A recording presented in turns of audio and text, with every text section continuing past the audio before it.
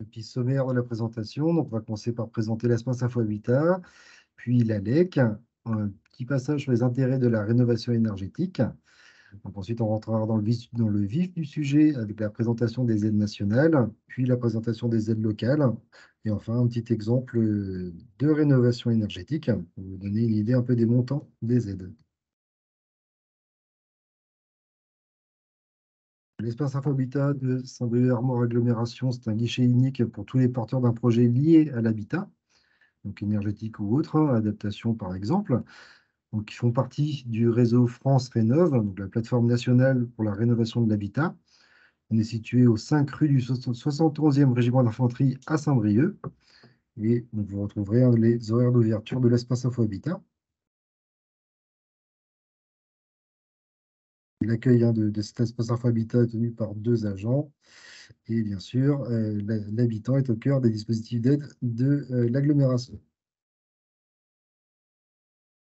Alors, on reçoit tous les jours à Saint-Brieuc, mais pour les gens qui ont un peu des difficultés à se déplacer, vous ne voudrez pas venir jusqu'au centre-ville de Saint-Brieuc, vous avez des espaces de proximité situés à Biniquet-Table, Quintin et Pleuc. Est-ce que tu m'entends, Je Julien? présenterai un peu les différents acteurs de l'espace Info Habitat, mais vous voyez que les permanences sont tenues par différents services, hein. Le service Habitat, la DIL, nous, l'ALEC, Solia et également le CAUE. Et je reviendrai juste après sur qu'est-ce qu'il y a derrière tous ces acronymes, toutes ces associations.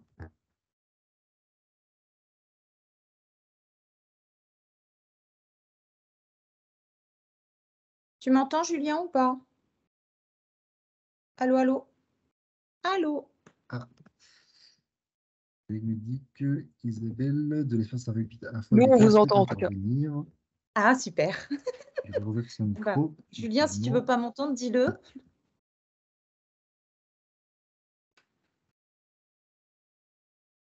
Oui, Isabelle? Oui. Tu m'entends, Julien? Oui. Super. Bon, bah, j'ai entendu que tu avais présenté l'espace Info Habitat, donc super. Je me suis lancé.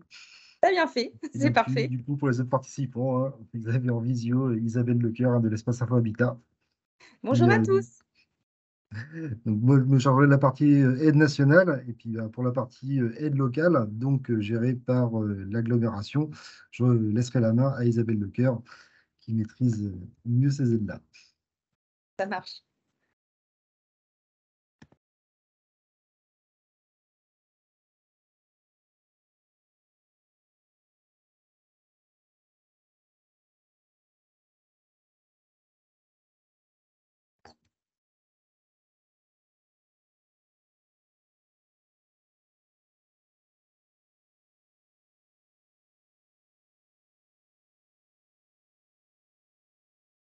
Alors, je vous ai évoqué l'espace France Rénov', la plateforme France Rénov'. Donc, c'est une plateforme qui a été mise en place par le gouvernement pour centraliser tous les services d'accompagnement sur la rénovation énergétique.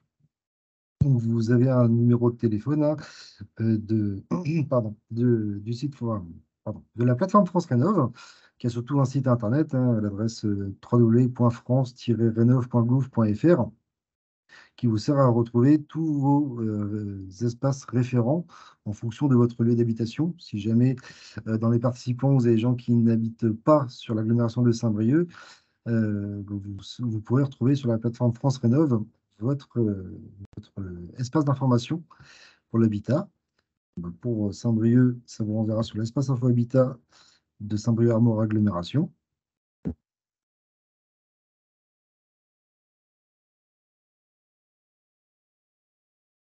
Donc, quand vous appelez l'espace Info Habitat, vous avez un premier renseignement et après, vous êtes, en fonction de vos besoins, réorienté vers les différentes structures qui composent l'espace Info Habitat de Saint-Brieuc-Armor Agglomération, dont l'ALEC. Donc, je vous fais une petite présentation de l'ALEC. Donc, nous, on est une association qui a été fondée en 2010 à l'initiative des collectivités de Saint-Brieuc et de Lamballe. Pour avoir une structure d'accompagnement pour la rénovation des bâtiments communaux qui était mairie, école, gymnase, et également pour apporter du conseil aux habitants des communes. Donc, également, la LEC était soutenue depuis le démarrage par la région Bretagne, l'ADEME, le SDE, syndicat départemental de l'énergie. Et depuis le 1er janvier, en plus de Saint-Brieuc et Lamballe, nous intervenons sur la communauté de la Farmore communauté, ce qui fait qu'on peut renseigner 251 000 habitants sur les Côtes d'Armor. Ça représente 97 communes et 42% de la population du département. On intervient sur trois axes principalement. La sensibilisation des particuliers pour les économies d'énergie dans l'habitat, donc via la rénovation essentiellement. Également, on lutte contre la précarité énergétique via ce qu'on appelle le SLIM, le service local d'information sur la maîtrise de l'énergie. Donc, sous certaines conditions de ressources, notamment, vous pouvez bénéficier de visites d'un conseiller.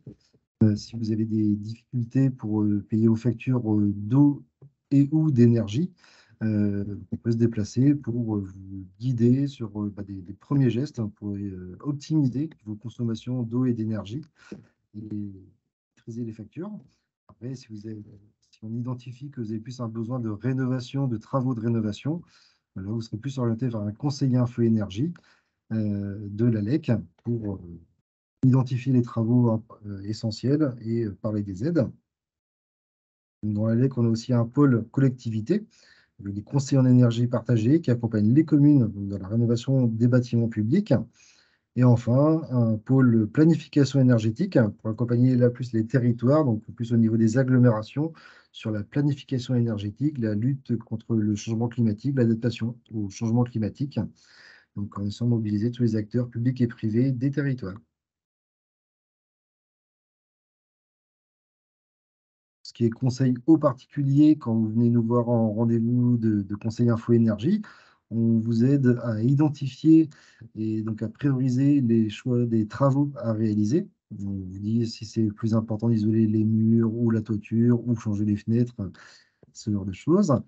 Une fois qu'on a identifié les travaux qui seraient intéressants à faire, on vous assiste pour le plan de financement dans le sens où on connaît les prix moyens des travaux et les montants des aides.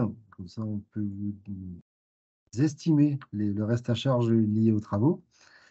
Donc, on vous oriente aussi vers des listes d'artisans référencés RGE, notamment pour reconnus garants de l'environnement. Et une fois que vous avez contacté des artisans et que vous avez des devis, c'est bien de revenir nous voir avec les devis pour qu'on puisse en parler. Si vous avez des questions, s'il y a des choses un peu obscures dans les devis, on vous explique ce qu'il y a dans le devis. On vous dit c'est bien tout ce qu'il faut au niveau du matériel, des performances, des marques, des types d'isolants, des marques de chaudières, des types de fenêtres. Et une fois que vous avez fait des travaux, nous, ce qui nous intéresse, c'est une fois que vous avez vécu un peu dans le logement après avoir fait des travaux, c'est de pouvoir suivre un petit peu l'évolution de vos consommations. Le but de faire des travaux, bien sûr, c'est d'économiser de l'énergie. Nous, on estime le bien que vont apporter les travaux. Et ben, ce qui est essentiel, c'est de pouvoir confronter la réalité avec la théorie, donc de vérifier que vous avez bien fait les économies qui étaient attendues après avoir fait les investissements dans les travaux.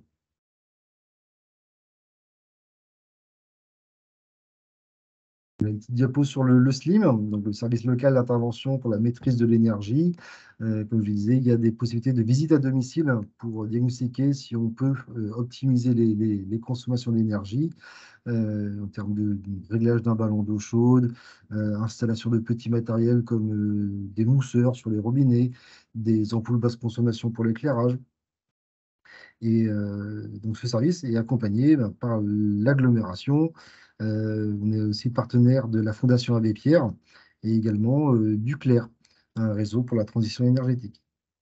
Et également, on travaille avec donc les agglomérations, les CCAS et les CIS, donc tous les intervenants des territoires.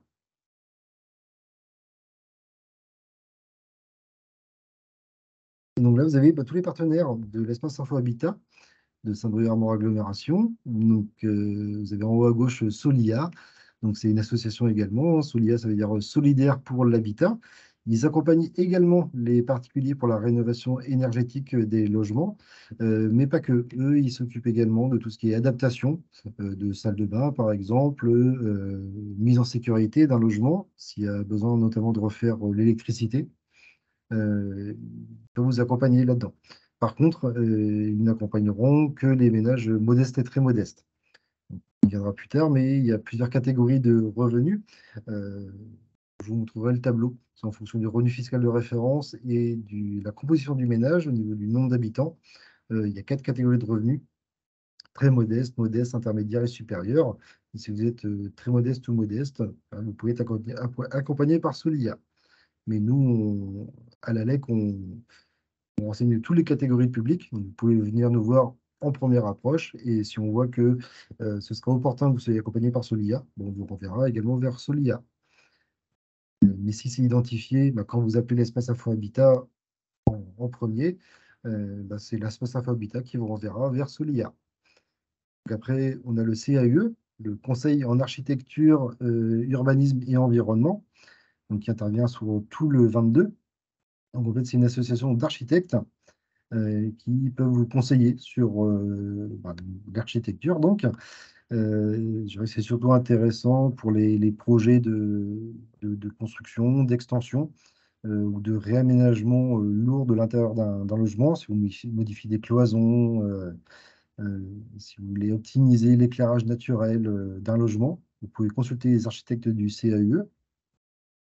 Vous avez également l'ADIL, l'agence d'information l'agence départementale d'information sur le logement, qui interviennent également sur tous les codes d'Armor. Là, c'est une association de juristes, donc très compétents sur les questions juridiques et financières.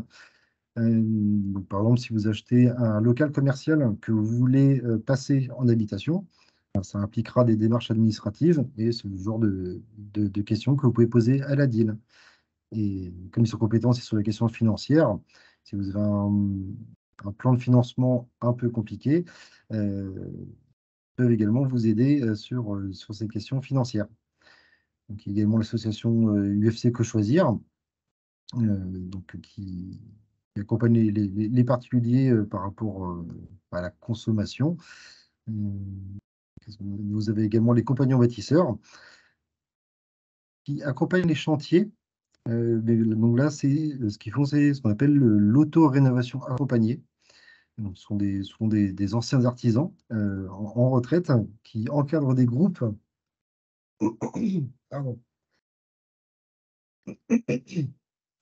Qui encadrent des groupes de particuliers pour des travaux de rénovation. Donc, ils forment des particuliers au chantier de rénovation. Vous avez Urbanis qui accompagne des dossiers de rénovation dans l'hypercentre de Saint-Brieuc. Et enfin, Action Logement, qui est l'ancien 1% logement. Donc là, c'est comment dire, de l'accompagnement financier donc, pour les salariés du privé. Et enfin, l'ALEC, que j'ai déjà présenté. Donc tout ça constitue l'espace Info Habitat de Saint-Brieuc, Armor Agglomération. Je vais rappeler les intérêts de la rénovation énergétique. Donc en premier, on dirait que l'intérêt de rénover un logement, c'est de réduire la facture énergétique. Ensuite, et en parallèle, le fait de rénover un logement, vous allez améliorer votre confort sans avoir besoin de payer plus. Le fait de rénover, ça permet d'entretenir et d'améliorer son logement. Par exemple, vous faites une isolation des murs par l'extérieur. Ça veut dire qu'en même temps, vous aurez fait un ravalement de toiture, pardon, un ravalement de façade. Ensuite, ça permet de valoriser le patrimoine immobilier. De plus en plus, dans le cadre d'une vente de logement, la classe énergétique qui est sur les diagnostics de performance énergétique va avoir un impact sur le prix de vente. Clairement, il va être de plus en plus difficile de se séparer d'une passoire énergétique. Ça va commencer à freiner les acheteurs. Donc, au niveau global, moins on consomme d'énergie, quelle qu'elle soit, plus on réduit notre dépendance aux énergies fossiles. Au contexte énergétique international, vu qu'il n'y a pas de production d'énergie fossile sur le territoire, mais qu'on en consomme, bah, forcément, on l'importe. Donc, moins on consommera d'énergie en soi, moins on aura besoin d'importer de l'énergie fossile. Et quand on consomme de l'énergie fossile, ça dégage des gaz à effet de serre, qui est bah, la principale cause du changement climatique. Et quand vous venez nous voir et qu'on parlera d'artisans pour les travaux, on vous réorientera systématiquement vers les artisans locaux. Donc, et les matériaux les plus locaux possibles. Donc, vous participerez au développement de l'économie locale.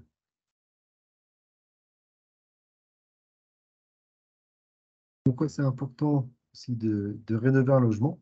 Parce que sur le territoire du pays de Saint-Brieuc, donc les agglomérations de Lamballe-Terre-et-Mer et de Saint-Brieuc-Armor, le résidentiel produit 28% des émissions de gaz à effet de serre du territoire, donc quasiment un tiers.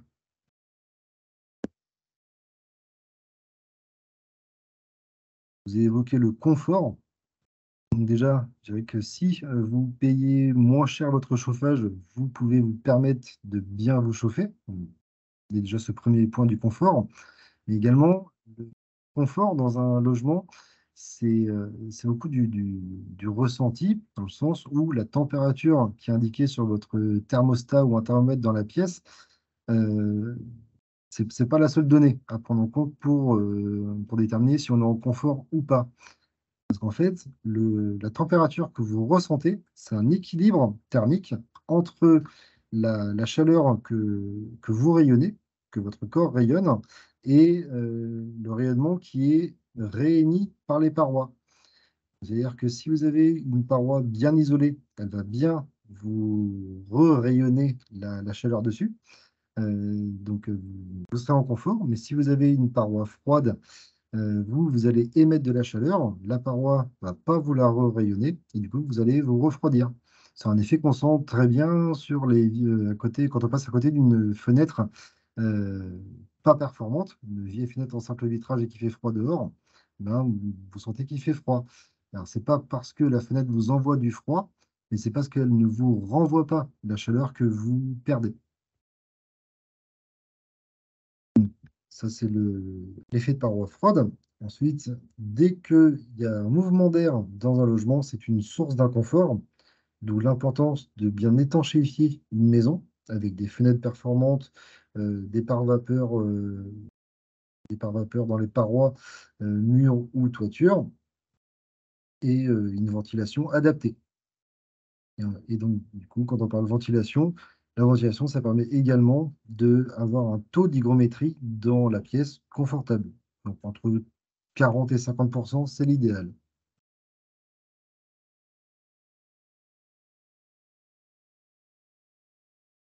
En fonction de l'année de construction de votre logement, on peut estimer une consommation moyenne de la maison. Donc, c'est-à-dire une maison d'avant 74, avant les premières réglementations énergétiques, donc, souvent étant passoire énergétique, consomme en moyenne 350 kWh d'énergie primaire par mètre carré par an. Et ce qui fait que pour une maison de 100 mètres carrés chauffée au gaz naturel, vous pouvez vous attendre à une facture d'énergie de 2500 euros par an. Tandis que une maison de 2005, entre 2005 et 2012, avec les réglementations thermiques qui évoluent, votre consommation est entre 110 et 190 kWh par mètre carré par an. Et ce qui fait que la facture, bon, elle va être de l'ordre de 1100 euros par an. En RT 2012, depuis le 1er janvier 2013, 400 euros par an. Et ce qu'on vise avec les dernières réglementations énergétiques, c'est d'avoir des maisons qui ne consomment plus, voire qui sont à énergie positive. Une maison qui consomme très très peu et qui a un système de production d'énergie, par exemple des panneaux solaires photovoltaïques, peut avoir un bilan énergétique positif. Et donc, vous n'avez plus de facture de chauffage. Dans l'idéal, c'est ce qu'on veut viser. Alors, on fait un suivi, nous, à l'ALEC, des prix des énergies. Donc, information qui est compilée par l'État, auquel vous avez accès également.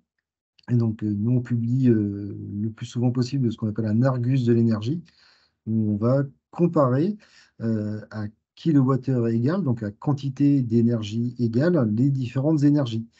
Donc, entre le gaz en citerne, le gaz de ville, l'électricité et le bois. L'énergie la plus chère, c'est l'électricité. Euh, L'énergie la moins chère, ça reste le bois. Même si, même si le gaz a bien baissé récemment, le gaz de ville au tarif réglementé, mais ce tarif réglementé va de toute façon s'arrêter au 30 juin de cette année. Donc si vous avez un tarif gaz réglementé, vous allez le perdre hein, cette année et il faudra changer d'abonnement. Pour l'instant, il y a encore un tarif réglementé de l'électricité. On a pris 15% fin février. Donc il existe encore ce tarif réglementé. La question, c'est de savoir jusqu'à quand.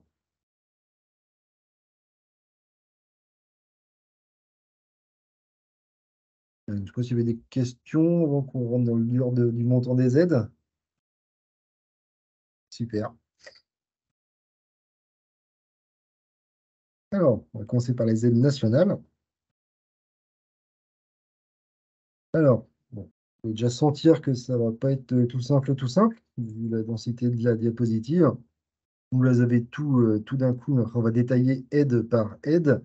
Juste aller rapidement vous toutes les citer avant d'aller dans le détail. Donc, il y a déjà les aides ouvertes à tous sans condition de revenu. Donc, c'est la TVA. La TVA sur les travaux de rénovation énergétique est de 5,5% au lieu de 10% pour la rénovation autre qu'énergétique, 20% la TVA normale. Donc, la rénovation autre que énergétique, c'est par exemple refaire une salle de bain ou une cuisine, là, ce sera à 10%. Mais tout ce qui est isolation de parois opaques, donc la toiture, les murs, le sol, les fenêtres et les systèmes de chauffage performants et enfin la ventilation, ben, tout ça, ça a une TVA de 5,5% du moment où vous travaillez avec un professionnel, qu'il soit labellisé RGE ou pas. Euh, donc une aide ouverte à tous également, c'est l'éco-prêt à taux zéro, donc un prêt bancaire sans intérêt dédié aux travaux de rénovation énergétique, plus les travaux d'assainissement non collectif. Ensuite, les autres aides, donc ça sera des primes, vont dépendre au niveau des montants de votre catégorie de revenus. Là, vous avez déjà en haut à gauche de la diapositive un tableau, le tableau à jour des plafonds de revenus qui vous permet de déterminer dans quelle catégorie vous êtes. Comme je vous disais, il y a 4 catégories de revenus, hein, très modeste, modeste, intermédiaire et supérieur. Euh, J'espère que vous arrivez à lire. Dans une autre diapo, je l'aurai en plus grand. Vous avez par exemple, première case en haut à gauche, le premier plafond des ménages aux revenus très modestes, c'est 16 229 euros pour une personne. C'est-à-dire que si vous vivez seul, que vous avez un revenu de 16 000 euros pile, vous êtes en dessous du plafond, donc vous êtes en ménage très modeste, catégorie bleue. Si vous êtes à 16 500 euros, voire 16 230 euros, donc vous passez en ménage au revenu modeste. Et si vous êtes, je pourrais dire, 4 personnes à 45 000 euros, vous êtes au-dessus du plafond des ménages modestes, mais en dessous de celui des revenus intermédiaires, donc vous êtes en revenu intermédiaire. On prend pour les différents dispositifs qui existent. Donc, vous avez les C2E ou certificats d'économie d'énergie. Donc ça, c'est une aide qui vient des distributeurs d'énergie. Je vais dans le détail plus tard. Ma prime rénov, c'est l'aide de l'État à la rénovation énergétique. Ah, il y a plein de questions. Ça commence. Limite, avant de passer dans le détail, on prendra peut-être un peu de temps. Je vais juste citer les aides, puis après on peut-être prendre des questions. Donc, je disais ma prime rénov, donc l'aide de l'État, qui remplace le crédit d'impôt transition énergétique, qui n'existe plus, qui a été remplacé poste pour poste par ma prime rénov. Donc ça, c'est ouvert donc ces deux MaPrimeRénov', c'est ouvert à toutes les catégories de revenus. Et si vous êtes en ménage très modeste ou modeste, vous pouvez bénéficier à la place de MaPrimeRénov' de MaPrimeRénov' Sérénité. Donc, par exemple, ça, c'est une aide qui est mobilisée, accompagnée par Solia. Et enfin, le chèque énergie, valable pour les propriétaires et locataires pour payer des factures d'énergie. Et en plus de ça, vous avez les aides locales. qu'on verra en fin de présentation, et qui peuvent se rajouter et compléter ces aides nationales. Information pour toutes ces aides-là, donc à part la TVA, les professionnels devront être labellisés RGE pour reconnu garant de l'environnement.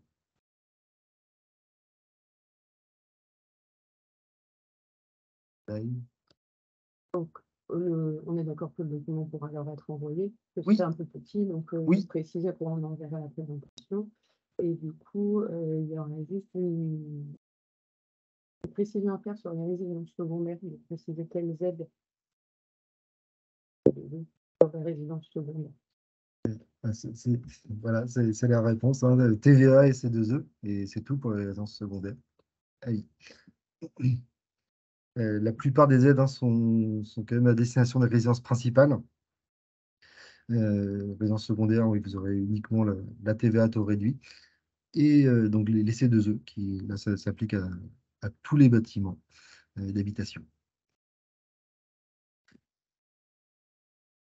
Et pour les logements locatifs. Aussi. Si ma prime rénov, Ouais. c'est une résidence principale. C'est ça. Donc, du coup, je déroule. Donc la TVA 5,5.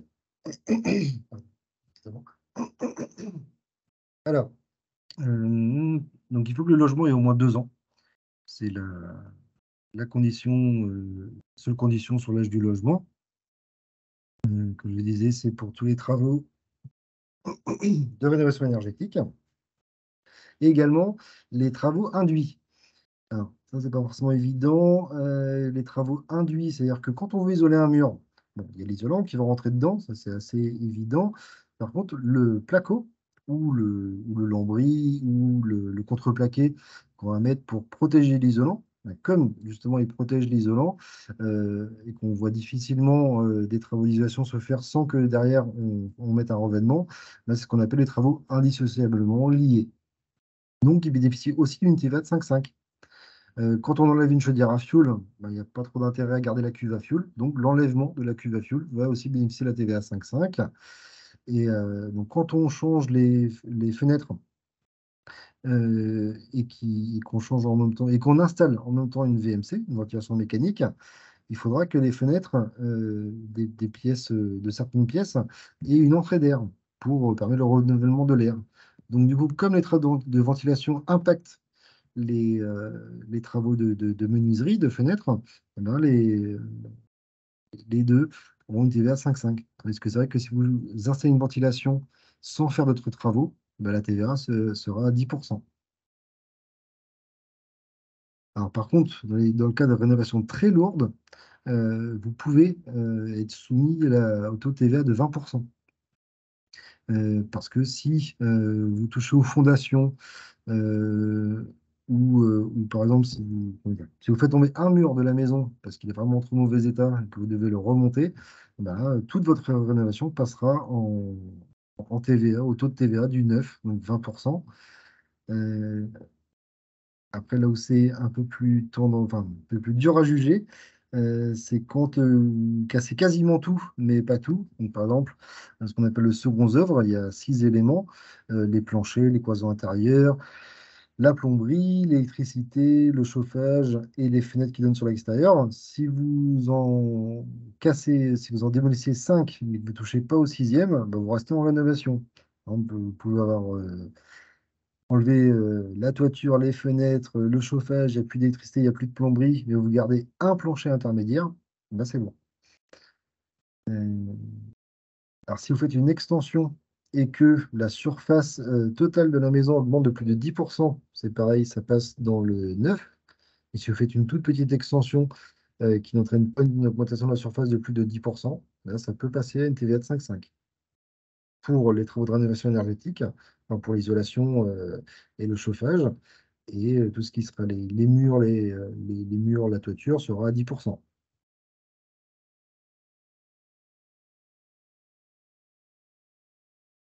L'éco-prêt à taux zéro, donc ça c'est donné par les banques, qui a signé une convention avec l'État. Les principales banques ont signé cette convention. Le montant de l'éco-prêt à taux zéro va dépendre du nombre de travaux que vous allez financer en même temps. Donc, si vous financez qu'une seule action, ce sera 15 000 euros maximum, décopré à taux zéro. Après, si vous cumulez 2 travaux en même temps, bah, c'est 25 000 euros, 3 travaux, 30 000 euros. Et si vous partez sur la rénovation globale, donc c'est-à-dire avec un audit énergétique qui justifie que vous rentrez bien dans le cadre de la rénovation globale, vous pouvez demander jusqu'à 50 000 euros décopré à taux zéro. Et ça, c'est valable que vous soyez en train de faire des travaux pour votre résidence principale ou pour un logement que vous allez mettre en location. Donc, un seul emprunt par logement. Comme c'est de la rénovation, il faut que le logement ait au moins 2 ans et soit utilisé comme résidence principale, mais du coup, par vous, propriétaire, ou par le locataire mis en place du moment qu'il utilise ça comme une résidence principale. En gros, l'idée, c'est d'éviter de financer les rénovations qui vont conduire à la location en mode Airbnb.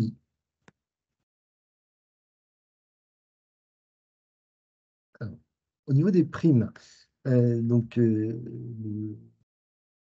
le premier dispositif qu'on va détailler, c'est les C2E, les certificats d'économie d'énergie, qui existent depuis une petite vingtaine d'années. Tous les distributeurs d'énergie français sont obligés de donner une prime aux particuliers qui leur en font la demande, sous réserve que la demande ait été faite avant de signer les devis, que les travaux soient effectués par un artisan labellisé RGE et que les travaux respectent une certaine performance, donc un certain niveau d'isolation pour l'isolation, un certain rendement pour les systèmes de chauffage.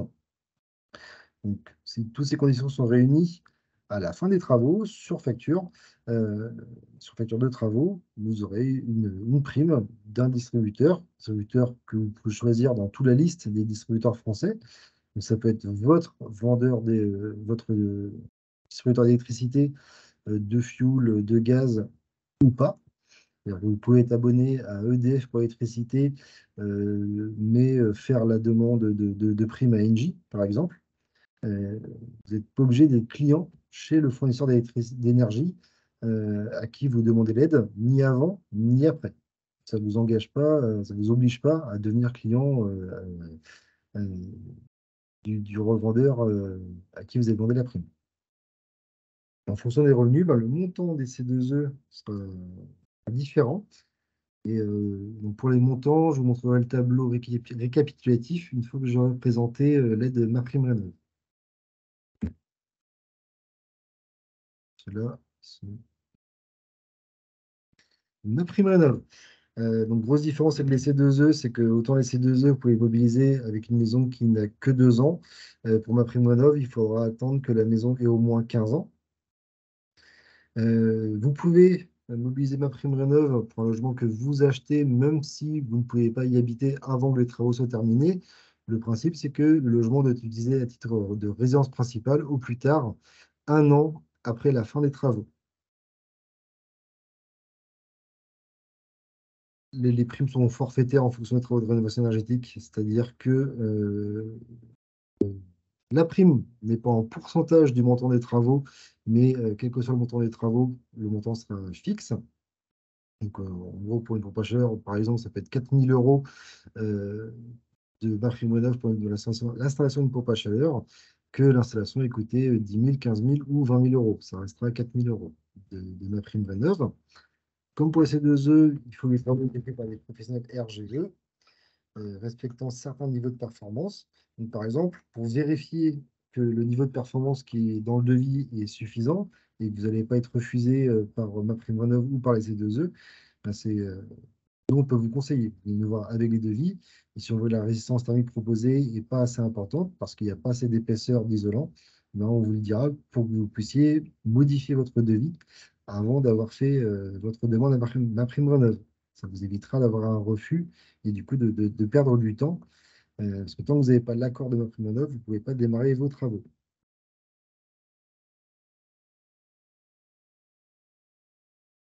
Alors, MaPrimeRénov', vous pouvez, que ce soit MaPrimeRénov' ou l'IC2E, vous pouvez cadencer vos travaux. Donc vous n'êtes pas obligé de tout faire d'un coup. Mais il y a un plafond. Donc vous pourrez cumuler une année, une aide pour l'isolation de la toiture, l'année d'après, demander une aide pour changer vos fenêtres. Vous pouvez cumuler jusqu'à 20 000 euros de prime MaPrimeRénov' par logement sur 5 ans. Alors, les primes MaPrimeRénov' et les C2E se cumulent entre elles pour les mêmes travaux et également des primes Action Logement, quand il y en a, peuvent se cumuler, mais par contre ne peuvent pas dépasser un certain montant de la dépense du montant des travaux. Donc, bien sûr, ça ne peut pas dépasser le montant des travaux. Et en fonction de votre catégorie de revenus, vous voyez les plafonds, les pourcentages maximum de couverture du montant des travaux. Donc, en ménage bleu très modeste, le cumul maximum, c'est 90% du montant des travaux. Donc, si vous avez pour 10 000 euros de travaux, vous ne pourrez avoir que 9 000 euros de prime maximum. En ménage jaune, donc modeste, c'est 75% du montant des travaux, donc 7 500 euros pour 10 000 euros. En violet, 60%, donc 6 000 euros pour 10 000 euros. Et en rose, 45%, donc 4 500 euros pour 10 000 euros.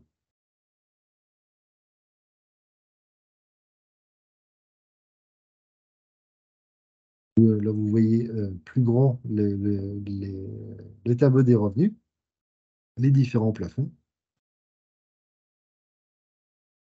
On rappelle que c'est un tableau à double entrée, avec d'un côté le nombre de personnes composant le ménage, de l'autre votre revenu fiscal de référence. D'ailleurs, ce montant, vous le retrouvez sur votre dernier avis d'imposition sur le revenu. Généralement, c'est en bas à droite de la première page de l'avis d'imposition. Vous avez donc, ce qu'on appelle le RFR, le revenu fiscal de référence. Et d'ailleurs, pour information, le tableau que je vous montre là, c'est hors Île-de-France, parce qu'en Île-de-France, les plafonds sont différents, ils sont plus élevés.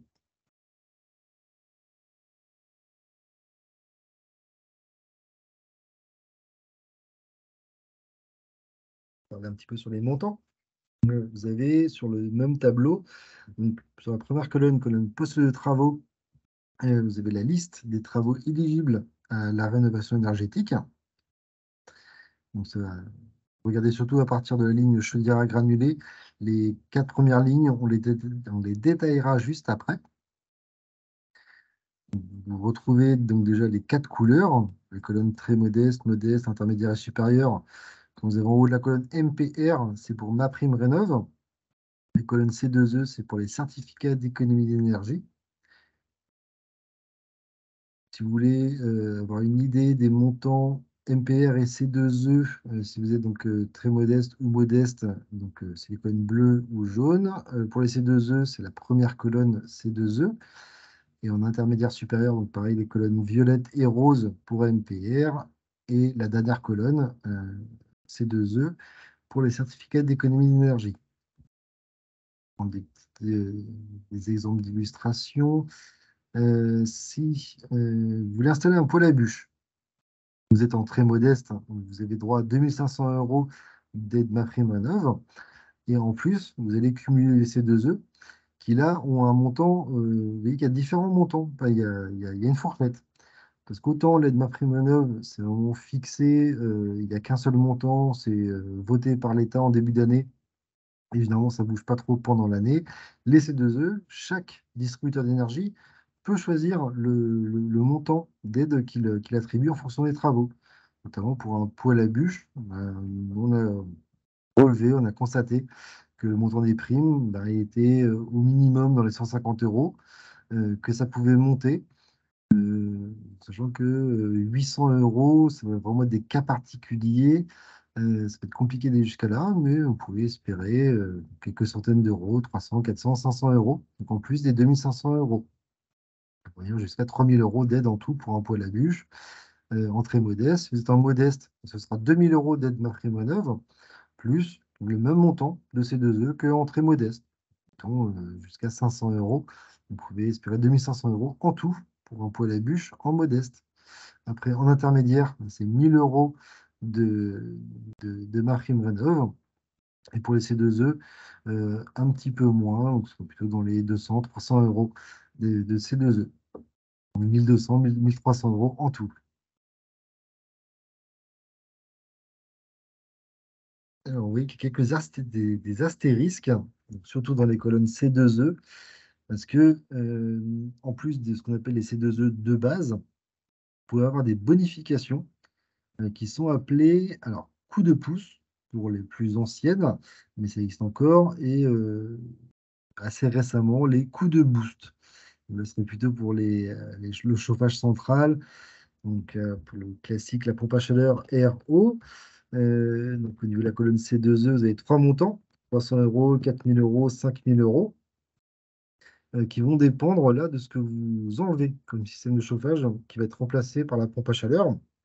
Donc si vous avez un chauffage qui est considéré comme non polluant, non émetteur de CO2, donc typiquement un chauffage électrique ou un chauffage au bois, non, vous n'aurez pas de bonification des C2E de base, donc l'ordre de grandeur sera dans les 300 euros de prime C2E. Par contre, si vous enlevez un chauffage polluant, une vieille chaudière à fioul, une vieille chaudière à gaz, et que vous mettez une pompe à chaleur à la place, comme vous allez mettre beaucoup moins de dioxyde de carbone, bah là vous avez le coup de pouce qui fait que là le montant sera fixe, il sera de 4000 euros au niveau des C2E. Euh, et ah oui, dans le cas donc, spécifique des chaudières fioul, vous avez les C2E. Les C2E coup de boost, vous avez une bonification de 1000 euros de plus. C'est 5000 euros de C2E. Donc, pour la pompe à chaleur, du coup, en très modeste. Ma prime rénov, 4000 euros. Et si si vous remplacez une vieille chaudière fuel par une pompe à chaleur, bah, c'est 5000 euros de plus de C2E. Par contre, ce coup de boost, il est valable que jusqu'au 30 juin 2023 au niveau de la signature des devis.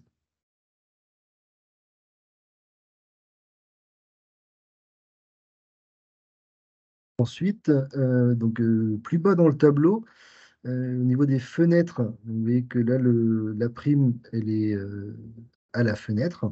Donc, vraiment très modeste en MaPrimeRénov', c'est 100 euros par fenêtre. En modeste, 80 euros par fenêtre. Les C2E correspondants, c'est quelques dizaines d'euros, contre 20 et 40 euros par fenêtre. En intermédiaire, 40 euros par fenêtre de MaPrimeRénov'. Et en supérieur, rien du tout.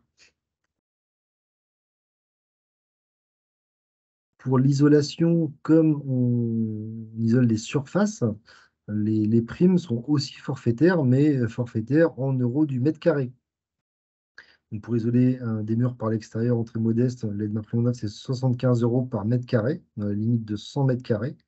Donc vous pouvez avoir au maximum 7500 euros d'aide MaPrimeRénov' pour faire une isolation des murs par l'extérieur. Et le montant des C2E, là, c'est quelques euros, 6 à 7 euros du mètre carré.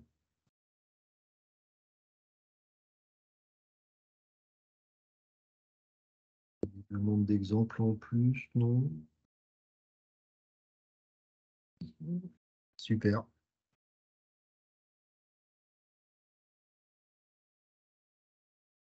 Alors, je vous avais dit qu'on verrait après les premières lignes du tableau. Donc, c'est maintenant.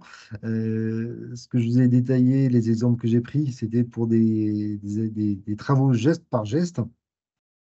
Euh, quand, oui, quand vous voulez juste isoler une partie de la maison ou que vous avez déjà une maison assez performante et que vous voulez changer le système de chauffage.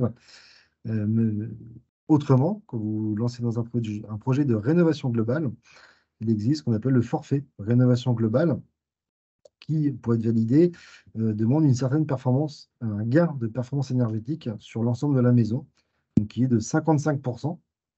Et là, au lieu de cumuler les différentes primes pour les différents travaux que vous faites, vous avez en une seule fois une prime de rénovation globale. C'est réservé aux ménages intermédiaires ou supérieurs. Pour les ménages bleus et jaunes, c'est un autre dispositif qu'on verra après. C'est MPRS pour MaPrimeRénov' Sérénité. Et vous avez les montants. Donc, en ménage intermédiaire, si vous partez sur une rénovation globale, vous avez droit à 10 000 euros de prime MaPrimeRénov'. Un ménage supérieur, c'est 5 000 euros. Et pour justifier de ce gain de 55%, vous aurez obligatoirement à passer par un audit énergétique fait par un auditeur labellisé RGE, étude de rénovation maison individuelle. Et pour information, c'est des gens de l'emballe terrenaire. Il y a eu une aide à l'audit de 500 euros pour faire un audit énergétique.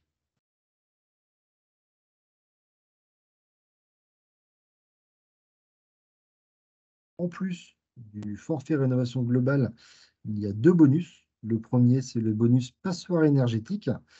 Donc ça, c'est réservé aux logements qui partent d'une classe énergétique F ou G. Vous avez à droite de la diapo l'échelle énergétique des logements de A à G.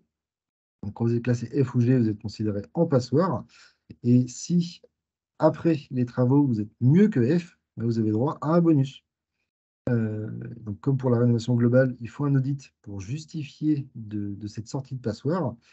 Et donc en modeste, c'est 1500 euros de bonus, en intermédiaire 1000 euros et en rose 500 euros.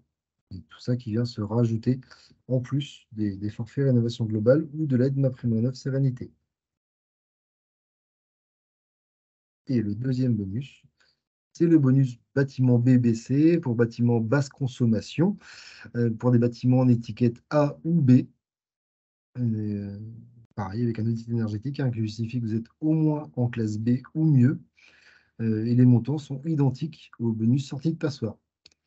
Et vous pouvez cumuler, donc dans le meilleur des cas, et le forfait rénovation globale, plus le bonus sortie de passoire, plus le bonus bâtiment basse consommation.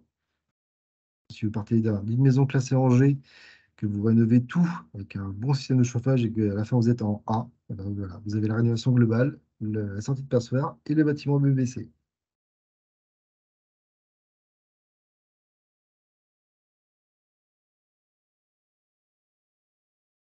Donc, le gros changement depuis le crédit d'impôt, depuis que MaPrimeRénov' est en place, autant les bailleurs avant étaient exclus des aides à la rénovation énergétique. Aujourd'hui, vous avez le droit au même montant d'aide, que ce soit pour votre logement ou pour un logement en location. Euh, donc les mêmes montants d'aide, surtout que ce qui va déterminer votre catégorie de revenus, même dans le cadre d'une location, c'est votre situation financière par rapport à votre résidence principale. Donc, explique que si vous êtes à 4 personnes dans la résidence principale euh, et que vous allez louer un logement qui est destiné à une seule personne, et ben dans le tableau des revenus, il faudra quand même prendre 4 personnes et votre revenu fiscal de référence pour savoir dans quelle catégorie aller voir le montant de vos primes. Donc là, en fait, les revenus du locataire n'interviendront pas du tout. Et vous pouvez cumuler donc, les mêmes montants, donc c'est-à-dire 20 000 euros par logement pour votre résidence principale, plus 3 logements en location. Et donc, qui n'était pas le cas au départ de MaPrimeRénov', mais qui a été assoupli depuis, c'est que les usufruitiers et nus propriétaires peuvent également bénéficier de MaPrimeRénov'.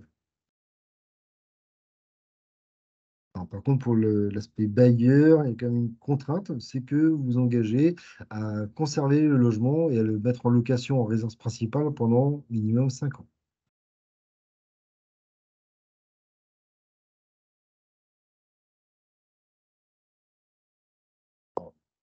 Un peu de la démarche, du cadencement des demandes d'aide. Donc, où faire la demande d'aide MaPrimeRénov'. Donc, c'est sur le site de MaPrimeRénov', donc www.maprimerenov.gouv.fr. Attention à bien taper la bonne adresse exactement. Euh, Pour l'anecdote, il a existé pendant un petit moment le site www.maprimerenov-gouv.fr. Ce n'était pas le vrai site du gouvernement. Et quand faire la demande, donc avant le début des travaux, on vous conseille même de faire la demande avant de signer les devis, au cas où vous ayez un souci avec votre devis qui fait faire des modifications, c'est quand même plus facile avant d'avoir signé le devis. Une fois que vous êtes inscrit sur le site, que vous avez initié votre demande, vous recevez rapidement un accord de principe de la part de MaPrimeRénov'. Une fois que vous avez cet accord de principe, ben, vous pouvez démarrer les travaux. Donc, que vous faites les travaux, vous avez la facture. Une fois que vous avez la facture, vous la renvoyez sur le site MaPrimeRénov'. Et là, le délai, dans l'idéal, c'est 15 jours pour avoir le paiement de la prime. Après, le délai varie en fonction du nombre de demandes qui arrivent en simultané à MaPrimeRénov'. Et du coup, ben, vous pouvez avoir un délai qui s'étale entre 15 jours et 3 mois. Oui, une question? Ça marche. Alors, la question est, pour les usufruitiers, quels revenus sont concernés, ceux des usufruitiers ou ceux du propriétaire? Vous avez usufruitier.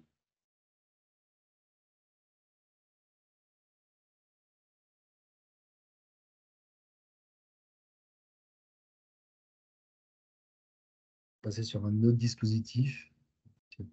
Pas de questions spécifiques sur ma prime rénov tout court. Super. Donc, du coup, ma prime rénov, c'est dédié, enfin, c'est ouvert à toute catégorie de revenus. Mais pour les ménages très modestes et modestes, il faut se poser la question en début de projet sur est-ce que c'est plus intéressant d'aller sur ma prime rénov au geste par geste ou ma prime rénov sérénité pour plus des travaux, des bouquets de travaux, voire des rénovations globales. Les conditions, c'est aussi un logement d'au moins 15 ans. Il va falloir rester dans le logement au moins 3 ans après les travaux. Et là, il y a une condition énergétique qui est de faire diminuer la consommation d'au moins 35%. Et alors, pour vérifier le gain de 35%, tant avec MaPrimeRénov', pour la rénovation globale, vous êtes obligé de passer par un bureau d'études qui fait un audit énergétique.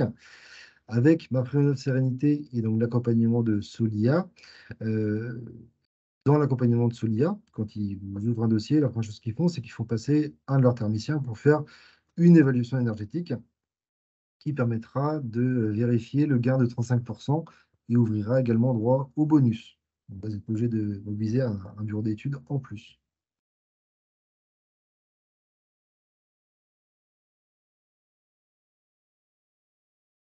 Fonction de savoir si vous êtes en revenu très modeste ou modeste, le montant d'aide ne sera pas le même. Donc là, la différence de MaPrimeRénov', c'est plus du forfait, c'est un pourcentage du montant des travaux.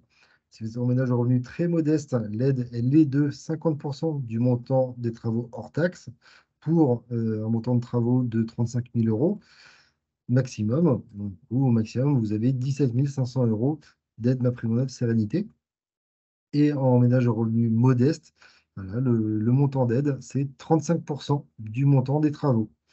Il y a une coquille dans la diapositive. Ce n'est pas les travaux qui sont plafonnés à 10 500 euros, c'est aussi 35 000 euros.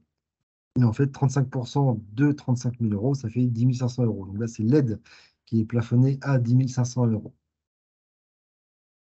Donc, comme je disais, les bonus se rajoutent à ce montant d'aide. Donc, si vous sortez de passoire, vous avez 1 500 euros en plus du montant de l'aide. Et si en plus vous arrivez en classe B, eh ben, vous avez aussi 1 500 euros en plus.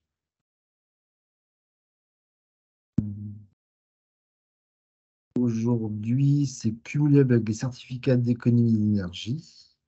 Alors, par contre, il va y avoir des évolutions prochainement avec ce dispositif. La Sonia pourra plus vous renseigner. Mais il y a un dispositif d'accompagnement qui est en train d'évoluer là en ce moment, qu'on appelle Mon accompagnateur Rénov', qui va avoir un impact notamment sur le financement des C2E.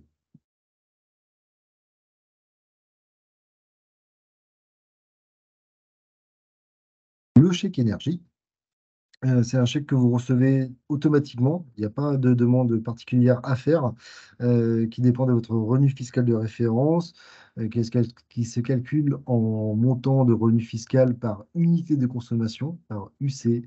C'est-à-dire la première personne du foyer, c'est une unité de consommation, deux personnes, une demi-unité de consommation en plus, donc 1,5, et après, par autre personne à charge, 0,3 unités de consommation par personne. Et vous avez en dessous les montants du chèque énergie par rapport au montant de votre revenu fiscal de référence.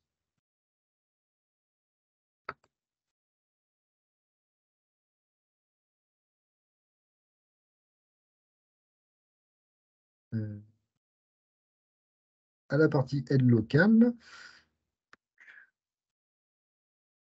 temps d'échange, s'il y a des questions, sinon je passe la main à Isabelle Lecoeur pour la partie aide locale.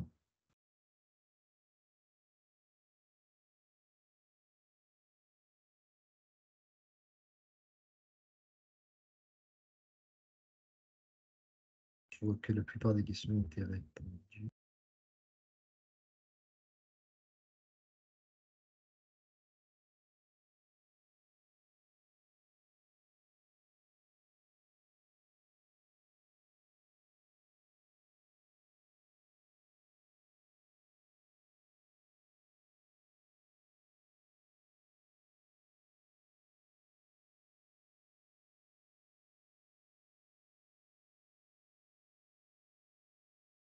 Isabelle, es-tu là?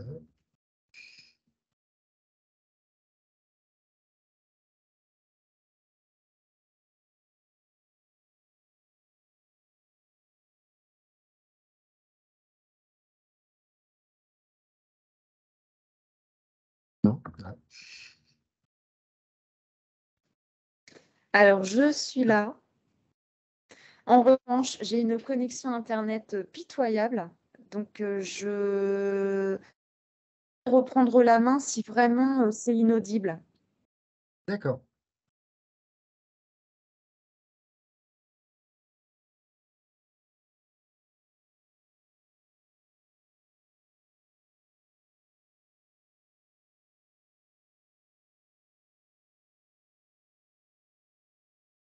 Je ferai passer les diapos.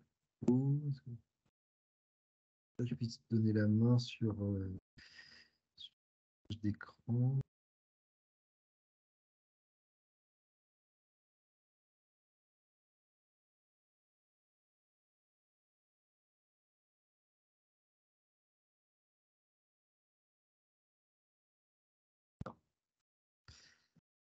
Du coup, Isabelle, je passerai les diapositives au fur et à mesure. Ah, peut-être un problème de connexion.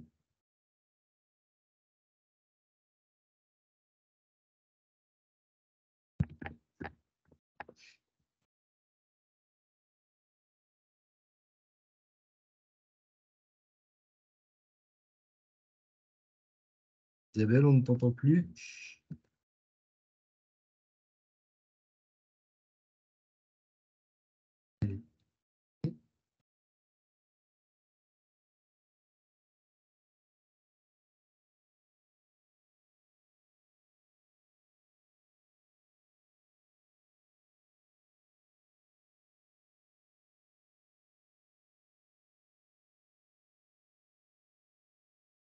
Ok. Bon, bah, du coup, je vais vous présenter aussi les aides locales. Un petit souci technique.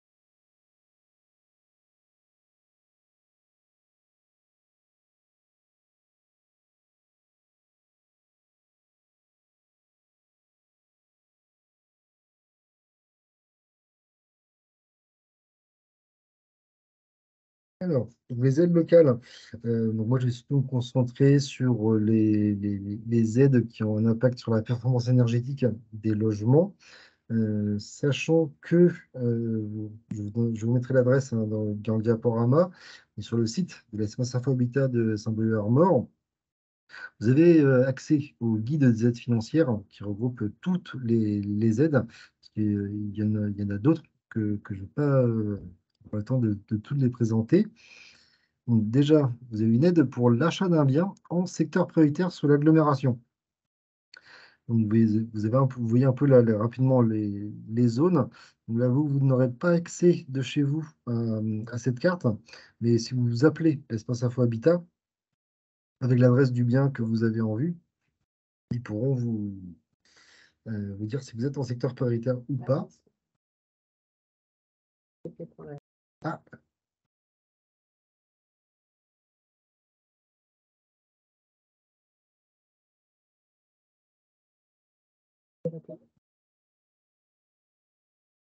excusez-nous. Ah, je vois qu'Isabelle se reconnecte, tu l'as fait rentrer. Je suis désolée, j'ai une connexion pitoyable. Il n'y a pas de souci. Je commençais, Désolée. j'avais à peine commencé. Hop. Super. Tac, tac.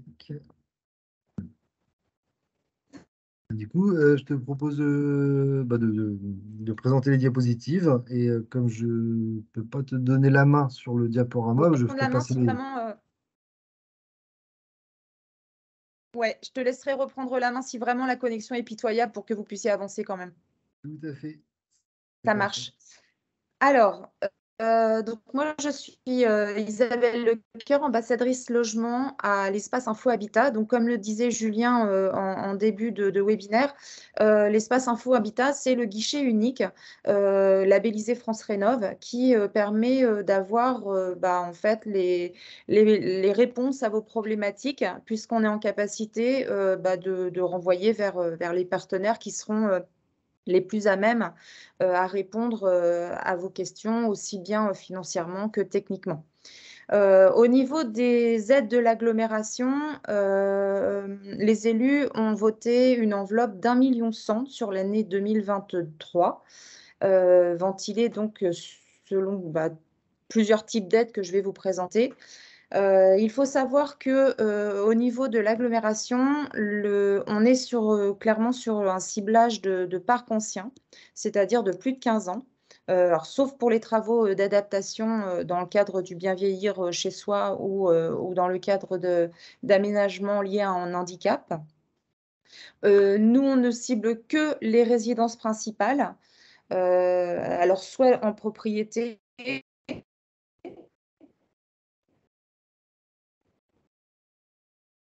euh,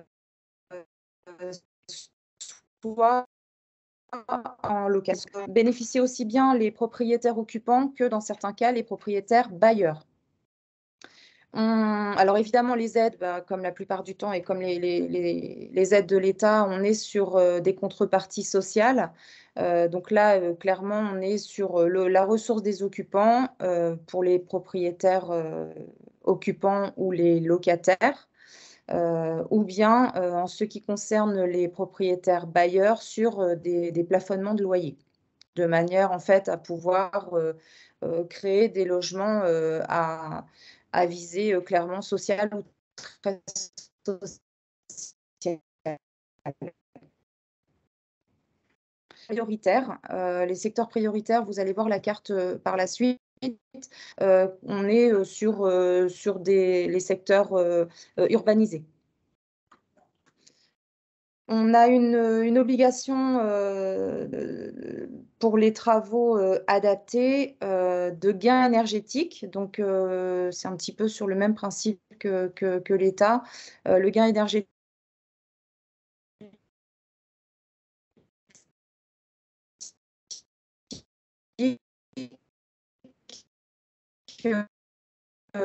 avec les aides de l'ANA. Donc, la slide suivante, c'est la présentation du territoire avec les secteurs prioritaires. Si tu peux passer, Julien. Merci. Donc, en vert, vous avez les secteurs prioritaires. Donc, vous pouvez constater qu'on est sur les zones urbanisées du territoire.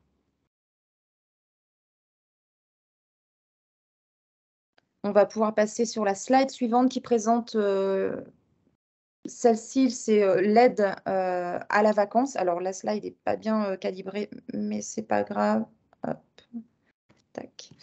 Donc là, on est sur l'aide à la lutte contre la vacance.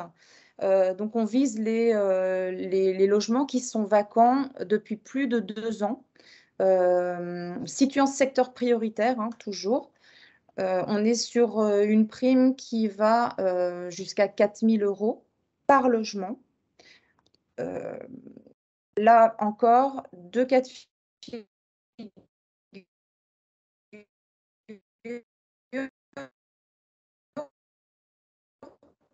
Bailleur. Dans le cas des propriétaires occupants, on est sur un plafond de ressources.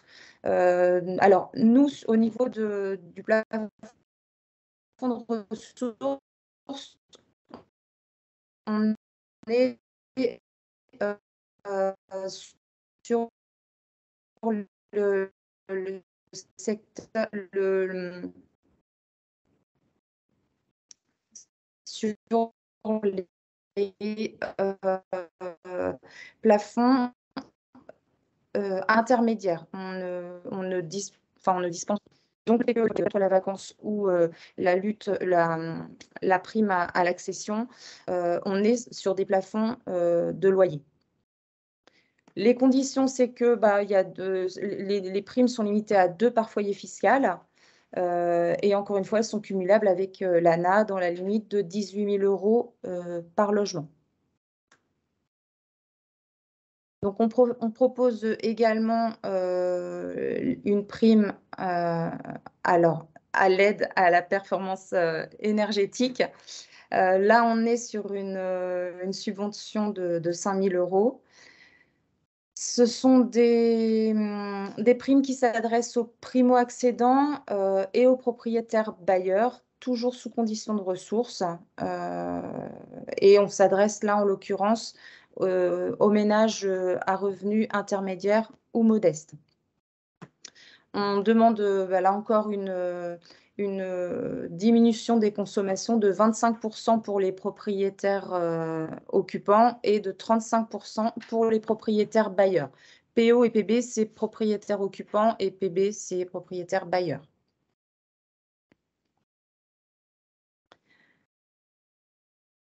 On peut passer à la slide suivante. Donc là, c'est l'aide à l'achat. Donc, il faut savoir que l'aide à l'achat, qui est de 4 000 € est cumulable avec celle de la vacance. C'est-à-dire que pour une personne qui achète un logement des travaux, il pourra bénéficier de l'aide à la vacance si le logement est vacant depuis plus de 2 ans, mais également l'aide à l'achat, toujours pour le secteur prioritaire, ce qui fait une enveloppe de 8 000 € par logement. Donc, l'aide à l'achat, pareil, toujours le même principe, que ce soit pour les propriétaires occupants ou les propriétaires bailleurs, on est sur les mêmes plafonds et de ressources et de plafonds de loyer. Ce qui est important, c'est que, comme l'a dit tout à l'heure Julien, l'idée, c'est en fait pas signer de devis.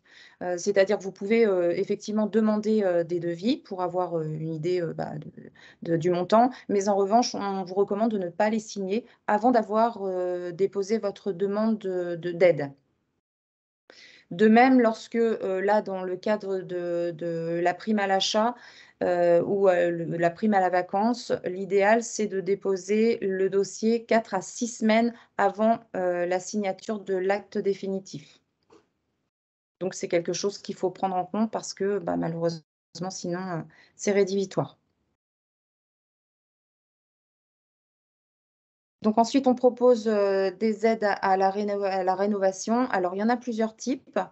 On a la première prime qui est de 5 000 €, qui là est clairement une prime dans le cadre d'un bouquet de travaux, puisque on demande l'atteinte de l'étiquette B du DPE.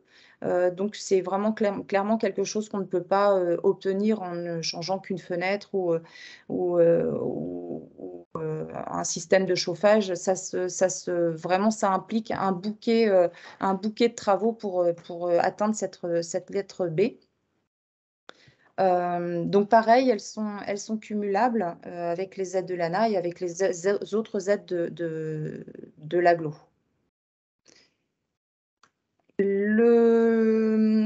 La prime suivante, ça concerne les propriétaires occupants et là, c'est une subvention qu'on verse dans le cadre d'une mise en sécurité ou dégradation. Donc typiquement, lorsqu'il y a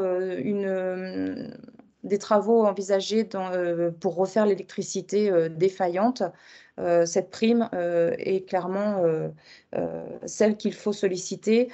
Elle permet de subventionner 30% des travaux hors taxe avec un plafond de 4 000 €. Là, cette prime, elle s'adresse vraiment aux ménages aux ressources modestes et très modestes. Cette aide, il y a une autre aide à la rénovation, pardon, qui s'adresse aux propriétaires bailleurs. Celle-ci, pareil, on est sur de la rénovation globale, puisque là encore, on doit atteindre 35% de gains énergétiques. La subvention est de 10%, et pareil, il y a un plafonnement à 4 000 € par logement. Cette aide est également cumulable avec les aides de l'État. Et enfin, alors bon, juste pour information, on a une prime qui s'adresse aux syndicats de copropriété, clairement et elle s'adresse, alors là pour le coup, aux copropriétés du centre de Saint-Brieuc.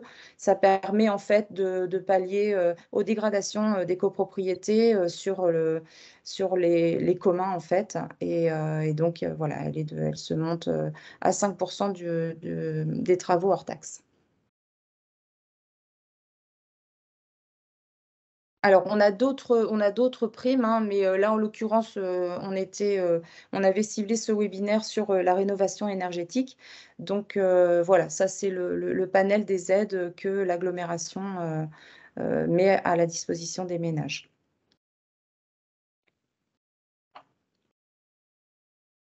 Je ne sais pas s'il y a des questions.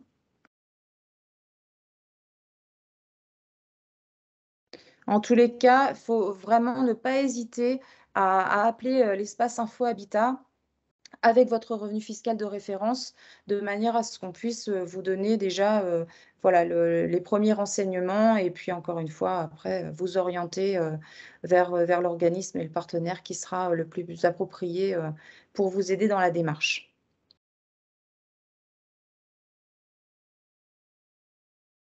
Voilà ce que je pouvais dire sur les aides de l'agglomération.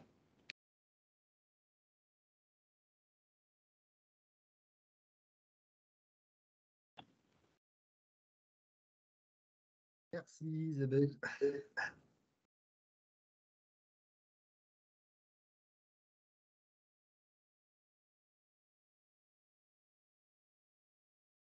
Je disais, vous retrouverez l'adresse du site de l'espace Info Habitat de Saint-Brieuc, Armand Agglomération, dans la section télécharger. Donc vous avez accès au guide complet avec toutes les fiches techniques de rénovation, donc toutes celles qui viennent de vous être présentées.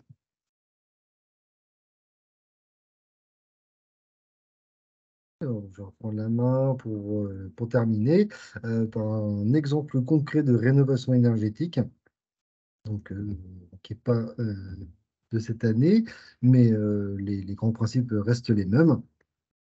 Donc, une maison sur Saint-Brieuc de 76 mètres carrés avec deux personnes qui se retrouvent en revenu intermédiaire. Une maison des années 60, au gaz, eau chaude électrique. Donc, une maison pas bien performante, hein, à 388 kWh par mètre carré par an. On est dans la catégorie passoire énergétique.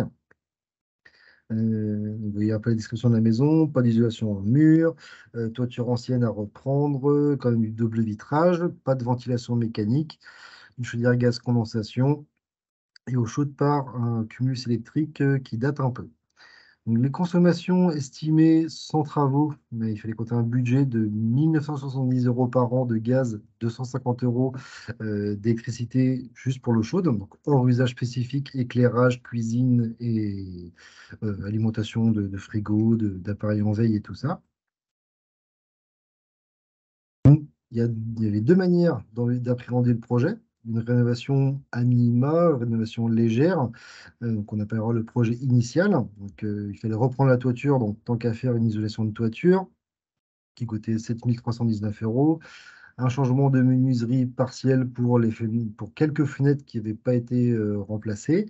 Donc un total de travaux de moins de 10 000 €, 9 620 €. Donc les aides financières, donc vous aviez un éco-PTZ à 7 319 €. Les certificats d'économie d'énergie donc pour les gestions de la toiture plus la menuiserie, 840 €. Les aides MaPrimeRénov', 1 255 €, ce qui fait 2 095 € d'aide. Donc on ne compte pas l'éco-PTZ dans les aides, ce qui fait que 9 620 moins 2 095 €, le reste à charge, pardon, est de 7 525 €. pour un taux de couverture des aides de 22% du montant des travaux. Ces travaux, regarde tout de suite en bas la diapositive, le gain il est de 8% seulement. Donc, on ne sort même pas de la classe de la classement en sortie de passoire.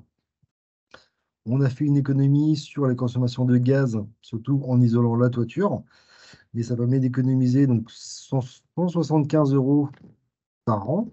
Temps de retour du coup de ces travaux, même aide comprise, c'est 43 ans. Parce que, il reste 7 500 € à charge, 175 € d'économie par an.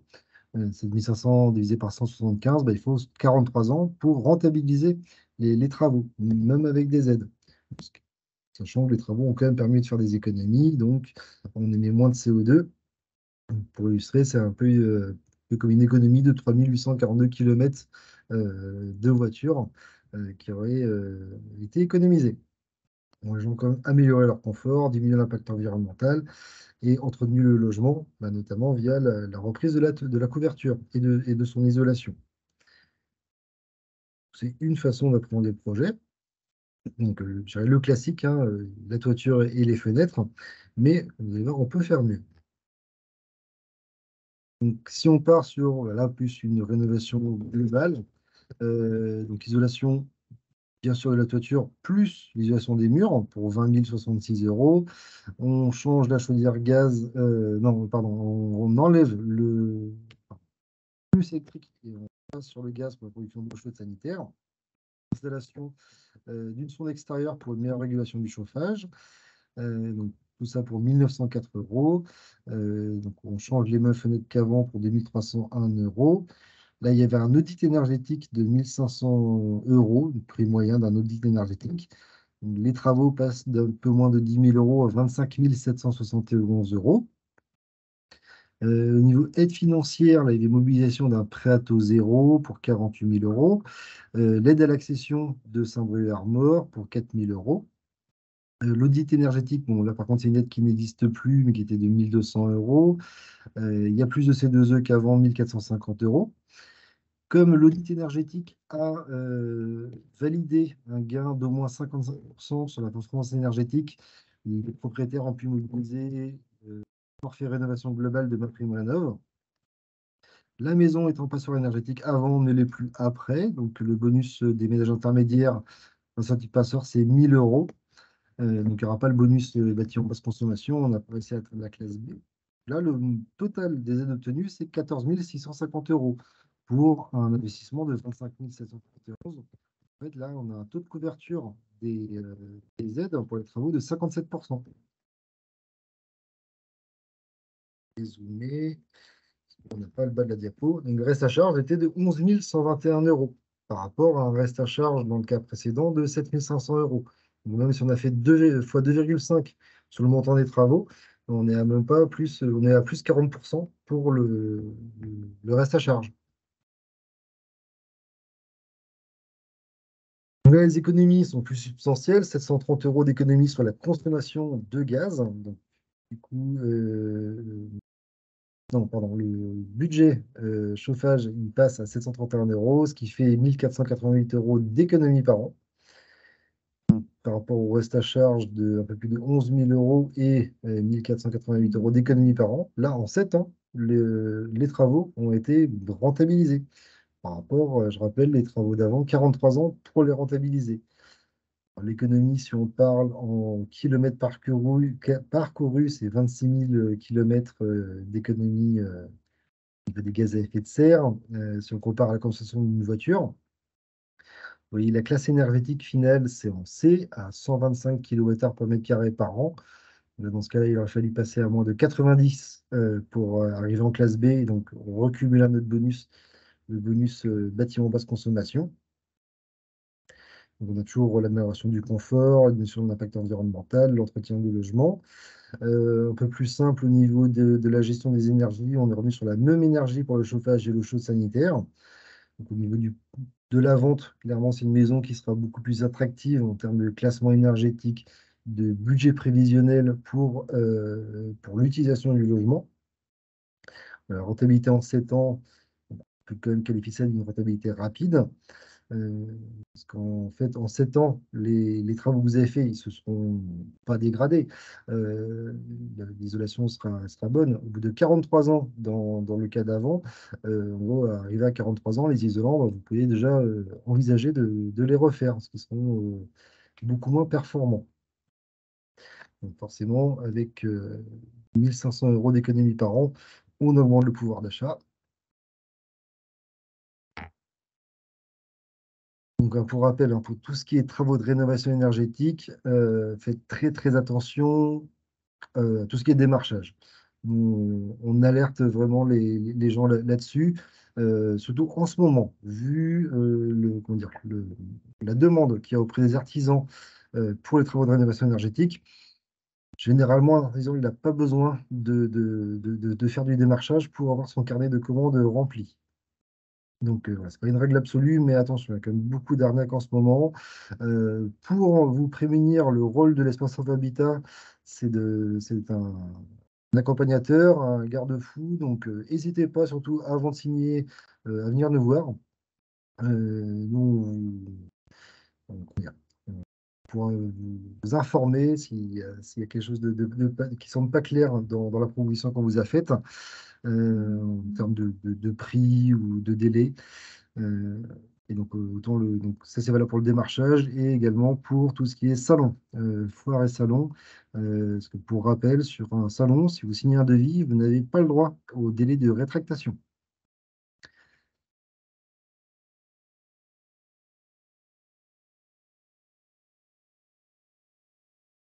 Petit rappel, j'ai quelques photos là d'illustration d'isolation à 1 euro. On a encore des demandes par rapport à ce type de prestation, qui en fait n'a jamais été vraiment un dispositif d'aide de l'État.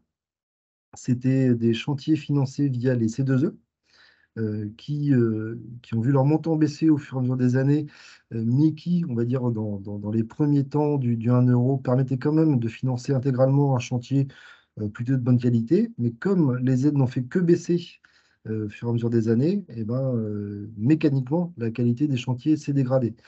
Et là, vous avez, ben, par exemple, la photo de droite, hein, une insufflation de. Donc là, c'est la laine de verre. Quand c'est blanc, blanc comme ça, c'est la laine de verre. Euh, bah, clairement, on voit qu'il y a une hétérogénéité en termes d'épaisseur de l'isolant. Donc, du coup, il y aura des endroits bien isolés, là où il y a la plus grosse épaisseur, hein, mais en bas de la charpente, on voit qu'il y a beaucoup moins d'épaisseur, donc bah, il y a un risque de création de pont thermique, donc de création d'humidité, et de toute façon, de performance qui ne sera pas au rendez-vous. En plus, il y a des câbles qui n'ont pas été protégés, donc un risque d'incendie. Vous n'avez pas la performance et en plus, vous êtes en danger.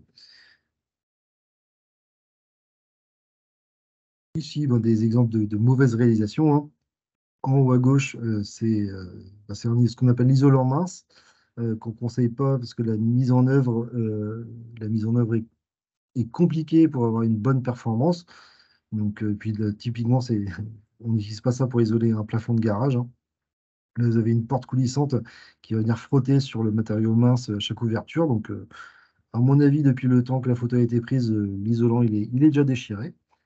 La photo de droite, on voit qu'il y a des manques à cause de l'encombrement du plafond.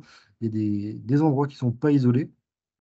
Donc, création de pont thermique avec le risque d'apparition de moisissures à l'étage du dessus, voire même de décèlement de carrelage. Pour la photo en bas à gauche, là, on est de nouveau sur un risque de sécurité. Donc, on retourner sur la laine de roche, donc c'est moins inflammable que la laine de verre, mais si on insiste, on pourra l'enflammer. Donc là, on a bien mis un néon, on a bien appuyé sur l'isolant sur le néon. Donc là, on est en risque d'incendie également. Et enfin, en bas à droite, c'est de la laine de verre, déjà qui a été posée à l'envers et qui n'est pas du tout adaptée pour une installation en plafond. Donc elle est en train de se décrocher. Et à l'intérieur, donc, outre la beauté de votre intérieur avec de l'isolant en polystyrène graphité qui fait le tour des radiateurs, donc déjà derrière le radiateur, il n'y a pas d'isolant, donc la chaleur va partir à travers le mur. Photo en haut à droite, bon, pareil, hein, on a entouré vaguement des prises de courant avec l'isolant qui n'est pas protégé. Donc là, vous avez un court-circuit des étincelles, ça va prendre feu. Pareil en bas à gauche. Et puis bah, en bas à droite, vous avez des manques dans l'isolant, donc une isolation pas efficace. Et très très moche. Voilà pour la présentation. Donc là, vous avez les coordonnées de l'espace Info Habitat et de l'ALEC. Juste un petit rappel, Julien. euh, les partenaires proposent des permanences, je pense que tu en as parlé tout à l'heure en début de webinaire, sur les pôles de proximité de Binic et Table, de Quintin et de Plaque. Donc pour les partenaires, en fait, c'est sur rendez-vous. En revanche, à l'espace Info Habitat, on propose des permanences sur Plaque et Quintin.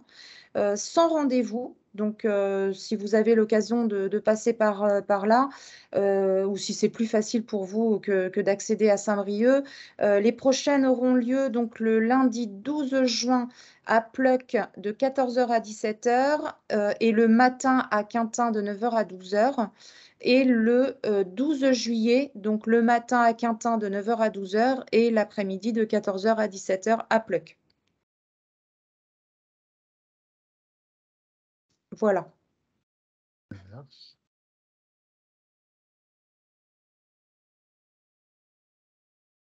Alors, on est arrivé au bout de la présentation. Je vois que ma collègue Alice répond à pas mal de questions en direct. Vous pouvez maintenant qu'on a terminé de parler, réouvrir les micros, poser des questions à l'oral si vous voulez. Hein. On va prendre un peu de temps. S'il y a des questions. C'est pas rassurant. Par rapport au 1 euro, je pense que la remarque sur c'est pas rassurant. Tout à fait. Suite à des utilisations à 1 euro, hein, il y a des fois, les gens sont en danger, clairement. Quand vous avez une inondation, une insufflation en comble perdu qui est venue recouvrir hein, des boîtes de jonction, des câbles électriques qui sont venus se coller à des boisseaux de cheminée. Si vous avez une fissure dans le boisseau et que vous avez un feu de cheminée, que ça vient lécher l'isolant, bah, ça va prendre feu. Hein. Ça, c'est vraiment. Dans les combles, on n'y va pas tous les jours. Donc le feu, ça ne prend pas d'un coup. Mais ça va vous mettre 2 semaines à chauffer. Et puis une fois que ça a pris, ben, votre maison prend feu. Ça marche. Alors, pour répondre à Andrea, oui, vous pouvez passer à l'espace Info Habitat, il n'y a pas de souci. Maintenant, le plus simple, c'est de passer un petit appel. Je crois on va sur la dernière slide, il y avait le numéro qui est le 02 96 77 30 70. Et comme ça, vous pourrez déjà avoir accès à un premier entretien téléphonique. Et s'il y a besoin, oui, bien sûr, on peut fixer un rendez-vous, il n'y a aucun souci.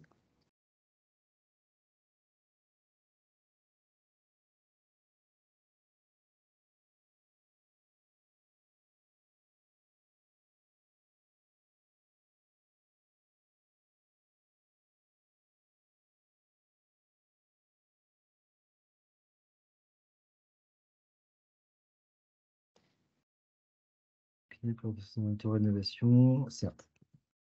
Mm. C'est vrai. C'est vrai. Après, vous avez donc les compagnons bâtisseurs qui peuvent vous accompagner pour l'auto-rénovation. Vous pouvez aussi passer nous voir hein, pour qu'on parle des performances, des mises en œuvre. Vous parlez des différents matériaux qui existent hein, quand même pour des quelques informations, même si vous ne passez pas par Artisan RGE. Et on est tout à fait d'accord que c'est dommage que le fait de mettre en œuvre des matériaux respectueux de l'environnement ne soit pas valorisé. C'est vrai que vous avez les mêmes primes que vous mettiez du polyuréthane ou de la laine de bois ou de la bois de cellulose. C'est dommage.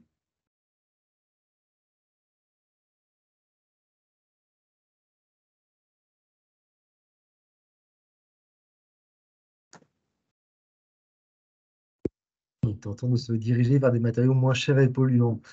Ah, si on a des contraintes budgétaires, ben oui, hein, et qu'on veut quand même isoler et faire des économies d'énergie, ça se comprend. C'est normal, hein, l'argent, c'est quand même un point déterminant des projets.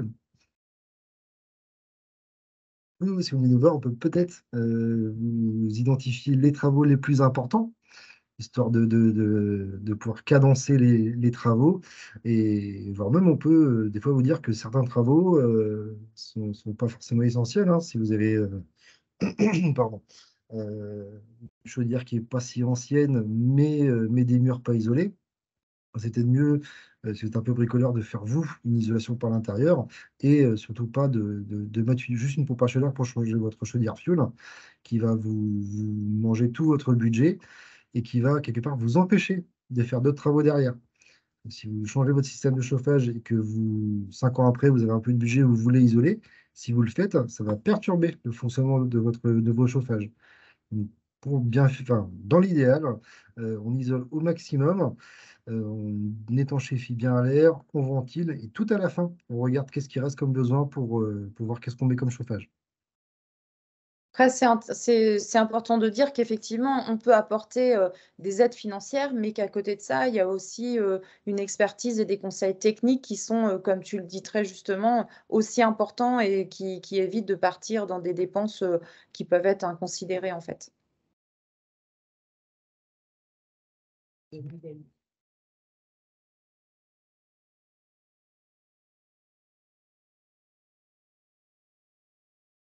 Tu vois la conversation, Isabelle? Ouais, sur le logement vacant depuis plus de 2 ans. Ouais, alors c'est très rare hein, que les notaires prennent la responsabilité de faire des attestations sur un logement vacant. Il n'y a pas 36 solutions. Il faut obtenir des factures d'énergie notamment, qui prouvent que le logement n'était pas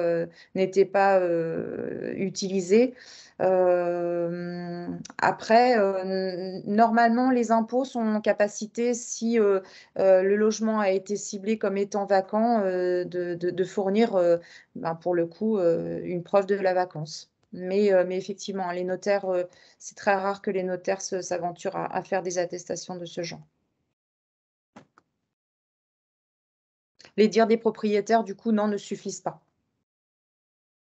Mais en revanche, vous pouvez leur demander les factures d'énergie. Et là, effectivement, bah, on voit tout de suite que le logement n'a pas été habité. Non, on ne se déplace pas dans les copropriétés. Clairement, là, c'est au syndic de faire la démarche. Je vais abonder pour les copropriétés. Déjà, on vous reçoit à la LEC hein, sur les aides aux travaux, que ce soit en partie privative ou en collectif.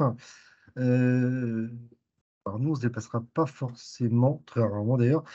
Par contre, je vous invite à vous rapprocher de la mairie de Saint-Brieuc, si vous êtes sur Saint-Brieuc, parce qu'il y a des programmes dédiés aux copropriétés de la ville de Saint-Brieuc, qui s'appelle notamment le POPAC. euh, et demander hein, à la mairie de Saint-Brieuc, Madame Marie-Laure pardon, Marie-Laure Morin, M-O-R-I-N. Parce qu'il y a déjà des copropriétés qui ont été identifiées euh, comme à haut potentiel de rénovation. Du coup, ben, si ça se trouve, vous pouvez être accompagné par la mairie.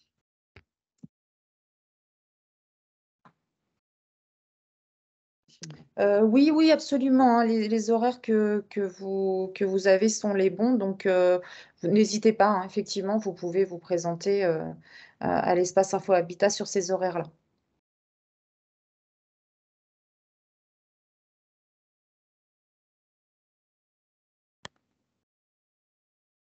Hmm. Oui, j'ai un petit chat dans la gorge. J'entends.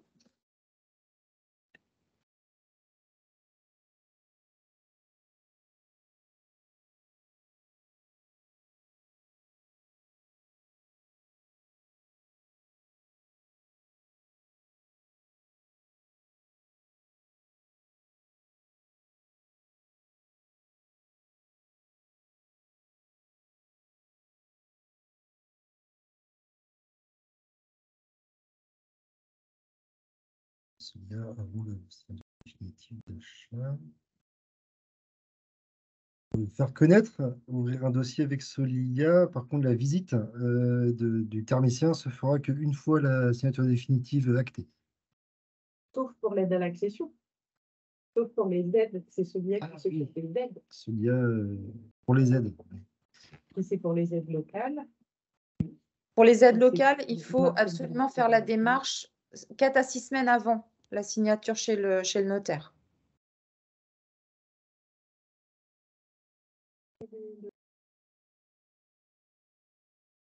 Bien sûr. Parce que valider les aides à l'accession, donc l'aide locale, hein, c'est Solia qui instruira le dossier auprès de l'agglomération. Si c'est pour ma prime sérénité, dans ce cas-là, ce sera effectivement qu'après. Après l'achat. Oui, c'est ça.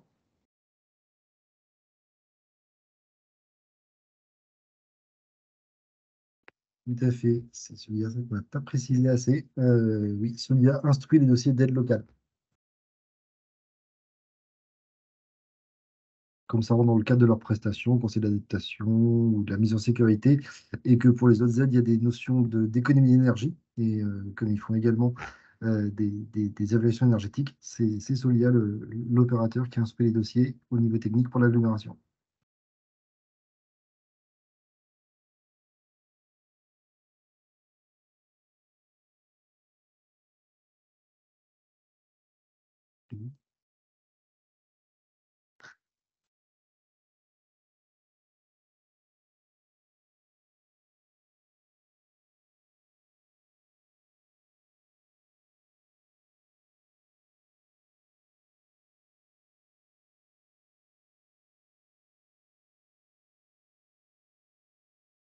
Ah, il y avait une question de cours d'écriture, mais ça s'est arrêté.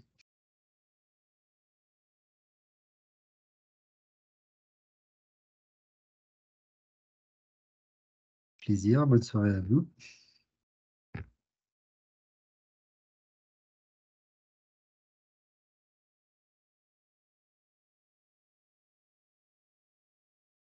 Merci à vous tous.